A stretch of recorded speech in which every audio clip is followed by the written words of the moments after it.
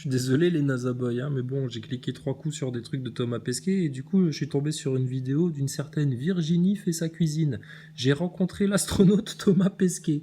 Virginie fait sa cuisine. Petit extrait. Moi, voilà, le français, et ça a complètement raté. Donc j'ai beaucoup déçu mon équipage en termes de cuisine. J'ai réussi à faire des space hamburgers, quelques petits desserts C'était avec... bon non, c'était pas bon. Mais non, c'était pas bon. Mais Thomas, qu'est-ce que tu racontes? D'habitude, tu dis, ah, c'est comme à la maison, on manque de rien, on a de la vache qui rit, on a tout ce qu'il faut, des fruits lyophilisés, tout. Ah ouais, c'est bon. Y a même Thierry Marx qui nous fait des boîtes de conserve spéciales pour nous. Puis là, tout d'un coup, parce que tu te fais chier avec une petite youtubeuse, là, alors là, non, c'est pas bon. Et puis, tu vas pas me casser les couilles avec tes questions tout l'après-midi. Il y a un autre truc, alors ça, c'est drôle. Écoutez ce qu'elle dit, hein. Il y répond sans aucun tabou. La nourriture ou des boissons russes, et aussi les boîtes que l'on fait pour le CNES. C'est également pendant cet atelier que j'ai vu pour la première fois de ma vie Thomas Pesquet. Et franchement, c'est vraiment un garçon adorable. C'est quelqu'un à qui on peut vraiment poser toutes les questions. Il y répond sans aucun tabou. Ah ouais? Bah Thomas, on pourrait te voir pour que tu répondes à quelques questions sans aucun tabou. T'inquiète pas, rien de sexuel, on te demandera pas des détails avec ta relation avec Anne Motet, hein, et ton flat de Thomas et votre délire de mettre une effigie de Thomas dans le lit d'Anne Motet en carton, votre délire, non, ça, on s'en fout.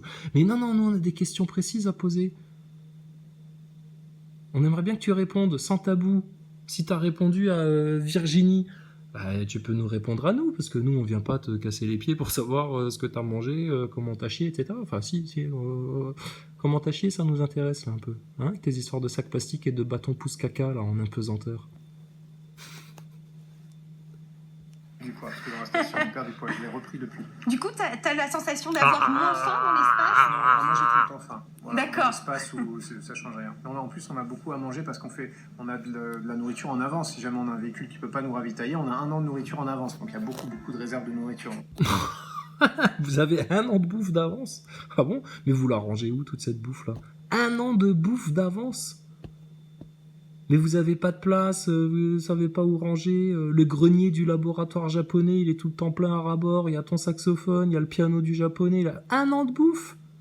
On peut voir le stock, là, parce que moi, si je dois entreposer 1 an de bouffe juste pour ma gueule, mais je crois que tout mon appartement, il est rempli, là. 1 an de bouffe? Pesquet, quand tu mens, exagère pas trop, quand même. On peut voir où vous rangez les 1 an de bouffe, monsieur Pesquet, dans la station. C'est caché où, là? Derrière les petits rouleaux de scotch? Qu'est-ce qu'il raconte, ce mec? On a de la nourriture en avance. Si jamais on a un véhicule qui peut pas nous ravitailler, on a 1 an de nourriture en avance. Donc, il y a beaucoup. 1 an de nourriture en avance. De réserves de nourriture. Mais ce serait n'importe quoi. 1 an de nourriture en avance. Il reste même pas 1 an, lui, dans la station. C'est en admettant qu'il y a un Soyouz qui pète. Ils sont pas ravitaillés. Mais il y en a un qui décolle, soi-disant, toutes les 3 semaines. À la limite, tu prends 1 mois d'avance de nourriture, de denrées alimentaires. Mais 1 an, c'est n'importe quoi. Mes petits M&M's. Les petites céréales du petit déjeuner. On peut se calmer sur le grignotage parce que sinon on prend du poids. Est-ce que t'as vu un alien pendant ton passage à l'ISS et est-ce que tu penses qu'il y a de la présence extraterrestre? Alors j'ai pas vu d'alien, mais on n'est pas loin de la Terre en fait, hein. On est juste à la proximité de la Terre. Hop. Virginie. Attends. On prend du poids. Est-ce que t'as vu un alien pendant... Virginie, il se fout de ta gueule. Parce que nous, on a une interview avec le groupe Coldplay, qui date de cette année, là, quand il y était. Et il a dit, oui, régulièrement, je vois des lumières, on sait pas trop ce que c'est, le mystère plane. Il te ment, là. Il te double ment. Il te double menton. ton passage à l'ISS et est-ce que tu penses qu'il y a de la présence extraterrestre? Alors j'ai pas vu d'alien, mais on n'est pas loin de la Terre en fait, hein. On est juste à la proximité de la Terre, on est à 400 km. Et... Ouais, à 400 km, mon gars, tu vois pas les courbures que vous montrez. Et encore celle-là, elle est pas trop prononcée, ça va. Mais alors, il y a sur d'autres images, c'est abusé. Hein. On se croirait au concours de pétanque, là. On se croirait au coup de génie de la pétanque, là. Et alors de la vie, ouais, peut-être très très loin, mais sous des formes qu'on connaît pas, des petites formes, des petits microbes, des petites bactéries, des choses comme ça, mais pas des gros aliens comme on voit dans les films, ça, ou alors ils sont vraiment très très très très très très très très très loin. Pour finir, ma dernière question. Mais pourquoi tu fais des cornus dans la station spatiale? Est-ce que le plan sataniste consiste aussi à faire croire justement à une race extraterrestre à un moment donné dans l'histoire de l'humanité pour justement les éloigner du créateur? Est-ce que tous les dossiers déclassifiés sur les ovnis qui sortent aux États-Unis et un peu partout dans le monde, hein, qui prouvent qu'il y a vraiment une activité ovni, pourquoi ces dossiers ont été cachés par l'armée américaine? Ah ouais, mais Pesquet. Et dernière question, Pesquet, vu que tu es tout près de la Terre, là, hein, quand tu transites à 400 km d'altitude, vous les voyez, les chemtrails, vus de l'espace? Ça donne quoi, ces quadrillages-là? Tu te demandes ce que c'est? Allez, dernière question, Virginie. Qu'est-ce que tu pourrais dire à ceux qui te regardent et qui aimeraient faire ton métier, qui se disent c'est pas possible, j'y arriverai pas, il y a trop de choses à faire, il y a trop peu d'élus? Bah que si, c'est possible. Moi, quand j'étais petit, je savais pas comment faire astronaute, je connaissais rien. Moi, je suis né dans un petit village à des kilomètres de métiers d'astronaute, même de pilote, etc. Et un jour, à la sortie du lycée, parce que c'était une petite fripouille quand il était au collège et au lycée, en fait, ton Thomas Pesquet, hein, c'était comme Maxime Nicole, il s'est fait repérer par un petit groupe de vieux cons francs-maçons hein, qui se baladaient par là avec leur tablier de pétasse et puis leurs petits gants blancs. Puis ils se sont dit, tiens, le petit con là, il ferait un bon menteur.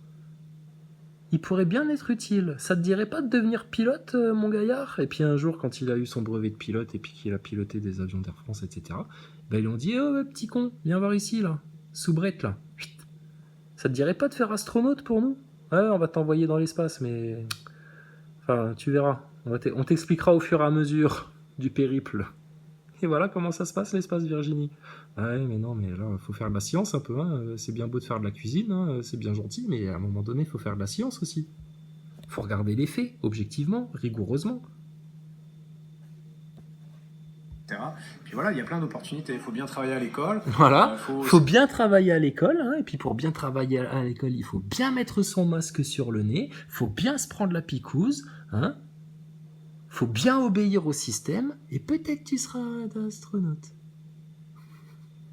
Et juste avant, elle lui avait posé une question, elle lui avait dit, est-ce que tu as déjà pris le Space Mountain? Il a dit, ouais, une fois je l'ai fait, je l'ai même fait 2 fois d'affilée. Et elle lui dit, et est-ce que tu as eu plus peur en fusée ou dans le Space Mountain? Il dit, non, j'ai eu plus peur dans le Space Mountain.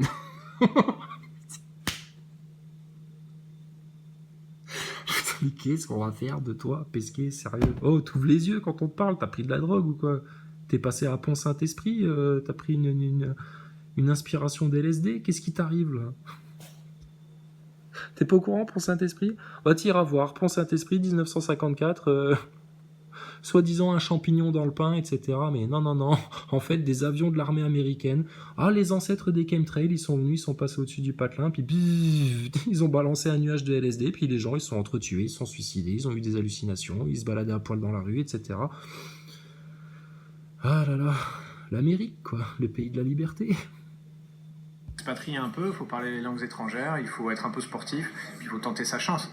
Il faut faire des carrières scientifiques, techniques, et voilà, il y a des concours pour devenir pilote en France, il y a des écoles qui permettent de se former, il faut se jeter, il faut y aller, il faut y croire, et ça marche comme quoi, la preuve. Merci beaucoup. La preuve, il a envie de pleurer dans le fond de sa voix, tu vois. Regarde le regard de faux cul qu'il a. Ah, Thomas Pesquet, il est super sympa, il est super abordable, c'est quelqu'un de très gentil, il répond à toutes les questions sans tabou, etc. Regarde! Ça, c'est son vrai visage à Thomas Pesquet. Et je te dis, nous, on l'avait vu une fois, il a été allé voir Tony Parker, là, quand il était aux États-Unis. Il rentre dans la baraque de Tony Parker, c'est leur baraque de millionnaires américains, pro du basket et tout. Thomas, il était dégoûté. Il disait, ouais, putain, ouais, c'est pas un astronaute qui pourrait se payer tout ça et tout. Tu sentais, il disait, ah, échec de carrière, choix de carrière, mauvais, là. Merci Thomas, merci beaucoup. D'avoir répondu à mes questions et puis, je te souhaite tout le meilleur pour la suite. Merci. T'inquiète pas, c'est que il va lui arriver que du bon, que du bonheur, il va lui arriver que du bonheur. Il va se faire cramer, il va se faire capter, il va y avoir le blackout tout le merdier, etc. sur Terre, les trompettes vont sonner, et puis le petit gaillard, là, ben, il va devoir rendre des comptes devant tout le monde. Hein, Thomas? Petit franc-mac. Et ça te dirait pas de venir répondre à nos questions, un de ces quatre? Parce qu'on sait que tu nous connais, vu que tu as répondu à nos vidéos sur tes Twitter, là. Oui, oui, oui, Thomas. Vous avez eu vent de ce qu'on a raconté quand vous êtes parti en Crew Dragon, là. Donc, on pourrait avoir une interview avec Thomas Pesquet, s'il vous plaît? On a des questions de science rigoureuses à lui poser. S'il est astronaute, il est parfaitement capable d'y répondre. C'est quand vous voulez, où vous voulez, avec qui vous voulez. On est là, nous, on bouge pas. On est sur la montagne qui chancelle pas. Je sais que tu viens la semaine prochaine en Normandie, alors profite bien. Merci. Ridicule, Pesquet. T'es ridicule. Ah, voilà. Moi, je suis tombé là-dessus par hasard. Alors, attends, parce que là, du coup... Ah, ça y est, l'arc de triomphe déballé. Alors, c'était quoi le cadeau? Un arc de triomphe? Ah, on s'en doutait. Vu la forme, j'étais sûr que c'était un arc de triomphe. Putain, ça valait le coup de faire ça, hein. Ça, c'est pas du tout de l'argent dépensé par les fenêtres, ça. Ah oui, oui, c'est pour l'art. Ah, ça fait réfléchir, l'art. Ça fait se poser des questions. N'importe quoi. Tension devant la boutique, qu'est-ce qui s'est passé?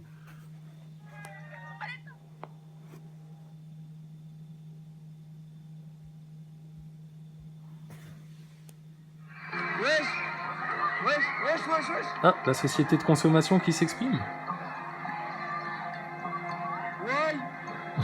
Regardez-les.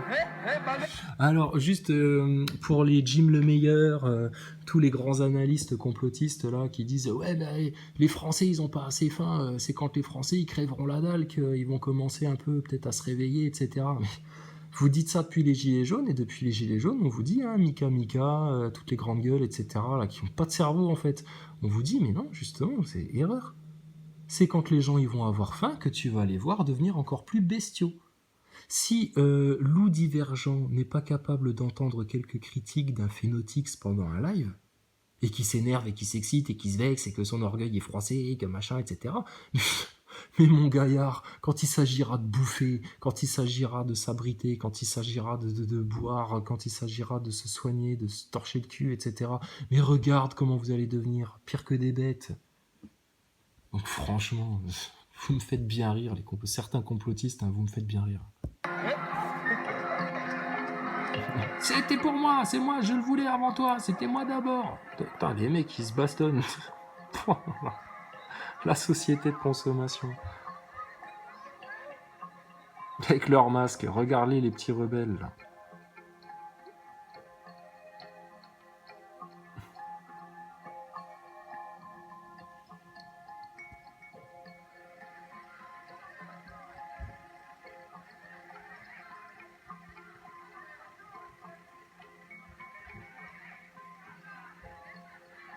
Putain. Passionnant votre monde. Hein. C'est le progrès, c'est la science. Hein. Tout ça, c'est parce que vous êtes allé dans l'espace. Hein. C'est grâce à l'espace. C'est grâce aux vaccins. Heureusement que vous développez des vaccins. Et puis, comme c'est dans la station spatiale que vous développez des vaccins, et puis que le café d'aujourd'hui devient le café de demain, bon, bah voilà, hein, votre société, elle va vers quoi, là? Hein, les Nazaboys. C'est à cause de la religion, ça? Ce genre de comportement, là, ces batailles là, de rue, là. C'est à cause des religions? C'est des chrétiens? C'est des musulmans, ça? Non, c'est des gens sans racines, sans repères, soumis au darwinisme, à la télé, aux tendances, à votre système, à votre progrès scientifique, à votre lumière médicale, tout ça et tout ça, quoi. Voilà, voilà. Bon, cette fois, c'est la bonne.